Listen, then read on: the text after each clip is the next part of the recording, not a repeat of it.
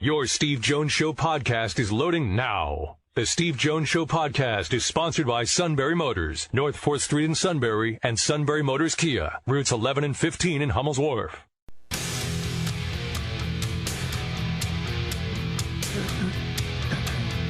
This is the Steve Jones Show on News Radio 1070 WKOK. Now, from the Sunbury Motors studio, here's Steve Jones. Today's show brought to you by Sunbury Motors, 4th Street in Sunbury. Sunbury Motors Kia, routes 11 and 15, Hummel's Wharf. Online, sunburymotors.com. Ford, Kia, Hyundai, the best in new inventory with great warranties. Fabulous pre-owned inventory with the Sunbury Motors Guarantee. What does that mean? That means they go over every vehicle inch by inch. Eases the buying experience. And a terrific service department that needs more technicians. They have a lot of business. Routine to difficult, they can handle it all at Sunbury Motors, 4th Street in Sunbury. Sunbury Motors Kia, routes 11 and 15, Hummel's Wharf, and online at sunburymotors.com.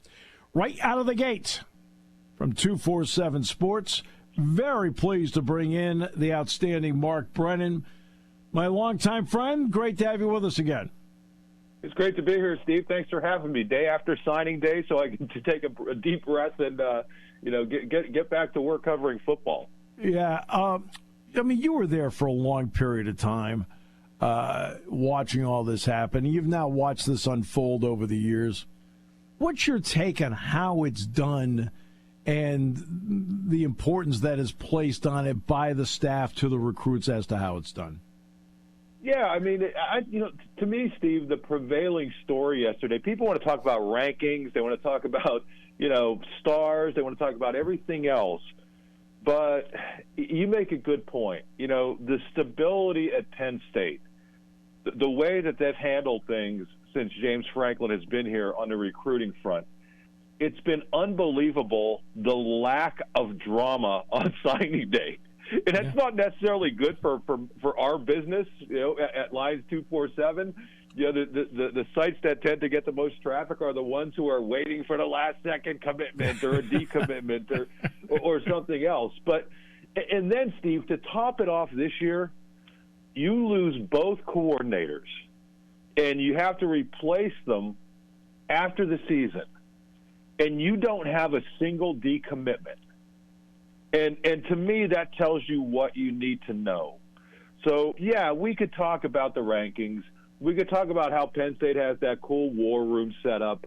But all of that is I don't want to say it's beside the point because it's not. The things they do on signing day are an important part of their whole process. But it's the work they do the years leading up to signing day now. I mean, Cooper Cousins is a guy who committed in 2020, I think. Yeah. So it's years and years and years of work. And people think, oh, it's signing day. Look, all this is happening. That's not when it's happening. It's happening for multiple years. It's happening at every one of those camps over the summer. It's happening at every visit. It's happening when the coaches go on the road. It's happening when the coaches get no sleep for 2 weeks after the season ends because they're on the road recruiting. So it's all of those things. In fact, you may have seen some coaches or parts of the recruiting staff, if you're watching on Facebook Live, or some of the pictures that Mark took during the course of this, of being on their cell phones. Well, they weren't talking to the current guys. Many of them were talking to the 25 and 26 guys, saying this is going to be your day next year or the year after. And the thing is, we see that every single year. So people may or may not know, but my daughter Grace is a student at Penn State, and she's an intern photographer for us. And I told her, you have to make sure you get photos of these guys on the phone because that's it. Steve, you recognize it, but I think a lot of people may look at those photos and think, yeah, these guys they're talking to their wives, or they're talking to their grandma or whatever. No, they are talking to recruits moving forward, and that's my point. This isn't something that is wrapped up in, a couple of months. I mean, this is years in the making. And, I'll dust off a blast from the past. That Penn State was kind of on the forefront of this when, in the mid-'90s, they got a commitment from Joe Nastasi, I think before his junior year. Yes. And, that people just were not doing it. But it was a kid who was thinking, this is where I want to go. And obviously it ended up being just a great thing for Joe. And he became a very productive player at Penn State. And he's been in State College all these years. He's a member of the State High coaching staff. But it goes back that far. Now, I would be lying if I didn't tell you that Franklin and Company, James Franklin and Company, have taken it to a different level, but only because you have to take it to a different level, because everybody is operating at that pace now, years in advance, not days, not months, years in advance. Right, and that's how it has to be done, which now brings me to this. You are an avid college basketball fan and an avid college basketball watcher. College basketball has had an early signing period now for 2.5 decades, which is usually the second Wednesday of November. Yes. And it goes off flawlessly every year, and there's never any problem, which means then the coaches can concentrate on other recruiting or, more particularly, on their team in the season. Does college football need to rethink what they're doing with the signing day and maybe have it, let's pick a date, the first week of August? Yeah, and here, I wouldn't say I don't know if it would be the first week of August. I think what they have to do is make life more tenable for these coaches. And I know people are going to say, these guys are making millions of dollars, but, it used to be that you finish the season and these coaches who are human beings who come up for air for a week. And now with the early signing day when it is, so for people who don't know, the signing day used to be in February, and then the coaches wanted an early signing day, so they moved the early signing day to December 20th, or right in the area that we're in right now. Right, third Wednesday of December is what it is. Yeah, I knew you could put it better than I could put it. But the problem is that, okay, so that happens, and then you make it so much easier for kids to transfer, and then you limit the transfer portal window until that early December to early January, and now you're cramming the early recruiting period, you're cramming the transfer portal, where these coaches, they have to go out and recruit other transfers, but they also have to recruit their own players. They have to make sure their players are comfortable. And, we know it's a fact of life now in college football. There's going to be coaching turnover almost every year. As we saw with Penn State, it's not always going to be this drastic, but hey, listen, I think Penn State is the perfect example where if you're very good as a coordinator, you're not going to be around very long. Or if you're struggling as a coordinator, you're not going to be around very long. It's unfortunate, right? It's the way it is. Right. It's like, so we saw both ends of it. And so my point being, Steve, is that you are cramming so much into such a small window. And the issue for these coaches is that they need people to protect them from themselves, especially a guy like James Franklin. And I say that in a complimentary way, because if he's put in a position where he has to outwork somebody, he is going to outwork them. Yep. At whatever cost, like we saw at the bowl announcement where, he admitted he didn't look very good because he had been, just grinding away. And please take that the right way, everybody. I am not saying that as a criticism. I'm saying that when you're in that position, if you are not taking every minute that you can to outwork your opponent, you're not doing your job. And he's going to do that. And you know the staff well enough, Steve, right? These guys are all wired the exact same way. And it's almost as if they need somebody to protect them from themselves. You could be critical. I remember when James Franklin was hired, he said something, and this resonates with me to this day. He joked, he said, there are better looking coaches than me. There are better coaches than me, but no coach is going to outwork me. Right. And that's where this all comes into play, is that these guys, to be successful, you have to work. James Franklin gets in there at 6-something a.m. and he's leaving at 10 at night. And his assistants are the same way. They have a daily meeting at 7 a.m.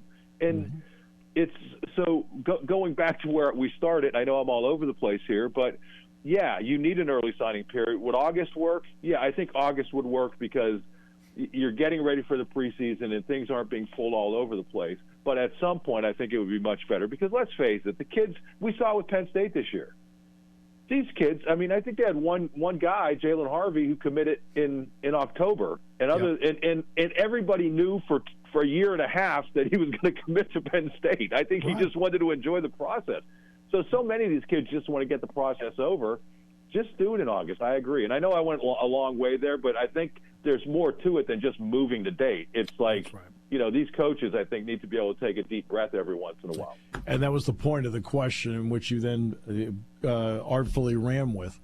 Tom Allen had a chance to meet with the media for the first time as the Penn State defensive coordinator. Your impressions? Well, he had a tough act to follow in Andy Kotelnicki, right? I mean, that's nobody's going to come out. But no, I mean, I think we all had a better feel for who Tom Allen is and what he's about than Andy Kotelnicki, just because Andy, not that, I mean, yeah, he was a little bit more under the radar. He wasn't a head coach. He wasn't at high-profile programs. He wasn't in the Big Ten. So I think we know what Tom Allen's all about, and yeah, I'm definitely, nothing but impressed by him. And I would hope that people, as they look at this situation, and I think a lot of people are looking at Indiana's defensive stats the last couple of years and seeing where they ranked in the Big Ten. There are a couple things to take into account. Number one, when you're the head coach, that is not necessarily a reflection on you. I mean, and ultimately everything in the program is a reflection on you, but he wasn't the one calling the defensive plays. Right. Number two, and I think this has gone way overlooked, Steve. Take a look at what the transfer portal has done to Indiana football. Yeah. And it's not just Michael Penix, right, who was a Heisman finalist. I mean, you go, and I don't have the numbers right here in front of me, but, you see Penn State, and typically Penn State's been losing some kids who are kind of, maybe they would play next year, maybe they wouldn't. Maybe they're going to a place where they have a better opportunity and it's a win-win for everybody. Penn State's not losing Heisman winners, or Heisman contenders, you know what I mean? And so Indiana was in a position where it's losing 20-plus players every single year. Yes.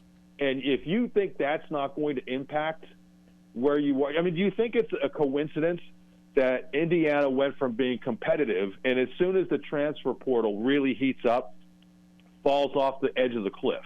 Right. And I think Penix is just a great example. We saw him.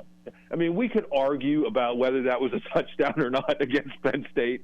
Mm-hmm. But the fact of the matter is, in that game, he single-handedly kept Indiana in that game and was just fantastic. So whatever you think about the end of the game, that's fine. But you can't deny the level of player that he is. And when you're losing that level of player on offense, they were losing players not quite that good, but they were losing many of their best defensive players as well. So you have to take all of that with a grain of salt. So bottom line is, I think we all have a pretty good feel for how well James Franklin vets this stuff. And I think we all know that if he feels he makes a mistake, he'll make a change quickly. Mm-hmm. But I think Tom Allen's track record before these last couple of years is too good to just discount him based on a couple of seasons. Especially when he worked exclusively on that side of the ball before he became the head coach. Indiana had phenomenal defensive stats, and they were tough. Micah McFadden of the Giants will tell you how good this guy is. Next up, Pat Kraft has had a couple of opportunities. What have you learned, if anything, new about that?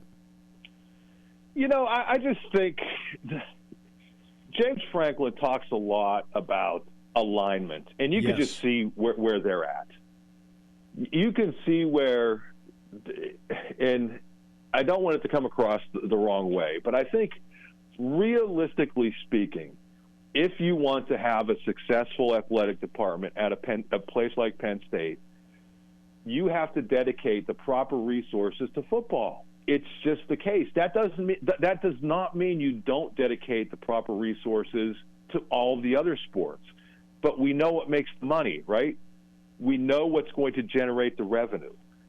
So I think when you have an AD who's willing to pay an Andy Kotelnicki, what it'll cost.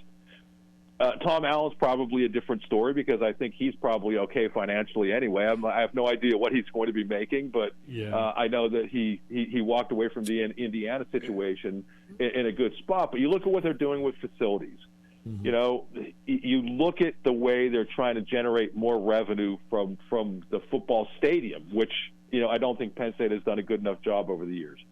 You have to have that alignment with your football program and with your leadership if you want everybody to be as successful as possible. I mean, let's face it, it would be great if Penn State had a perennial top 10 basketball team, but it just hasn't.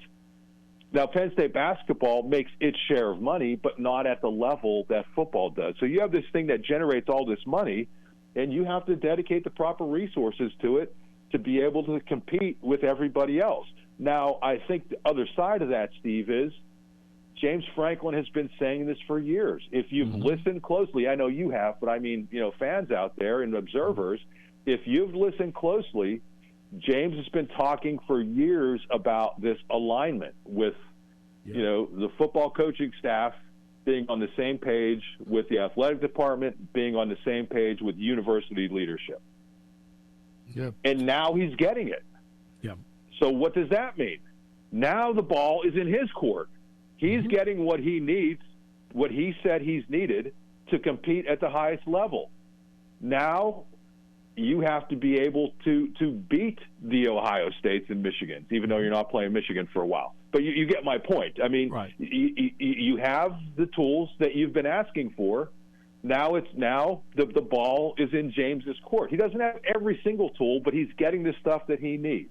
Now it's going to be a little bit different with the playoff coming in next year, and you're not going to have to be in the top 4 to be able to compete for a national title. But we'll see it. I mean, the Big Ten, even if they're not playing Michigan and Ohio State every single year, they're going to be playing good enough teams every single year with the addition of the Pac-12 teams that we're going to know if James is up to the challenge. And I'm anxious to see that because he's been asking for all these things for years. Now he's getting them. Now he has the alignment that he wants. Let's see how he reacts to it. Exactly. Very quickly, quick synopsis, the matchup with Ole Miss at the Peach Bowl. Yeah, I mean, I think everybody's kind of billing it as this, great offense against this great defense. And I'm not sure that I necessarily quite, see it that way. I mean, I look at Ole Miss and what they did offensively against the 2 best teams on its schedule, Alabama and Georgia, scoring a total of 27 points. And a team that's took a hit losing its best offensive lineman. So I don't know. My sense is that this is going to be a low-scoring game, Steve. I know that's kind of antithetical to what we've seen from Penn State in bowl games, where recently where a lot of them become shootouts. But I just think the strength of this Penn State team is defense. I think even with the coordinator change, I like their defensive coaching staff, and I think they're going to be able to do what they need to do. And then offensively, I think they're going to be in a position where, Ty Howell and Jaywan Sider are going to be comfortable enough running the ball that this isn't going to be a high-scoring game. So I'm thinking I'll give you my pick because I've already done it for our TV show. It's Penn State 24, Ole Miss 17. Again, I like Ole Miss. I like Jackson Dart, the quarterback. Yeah. The running back's really good. They have good weapons at receiver, but I keep going back to that offensive line.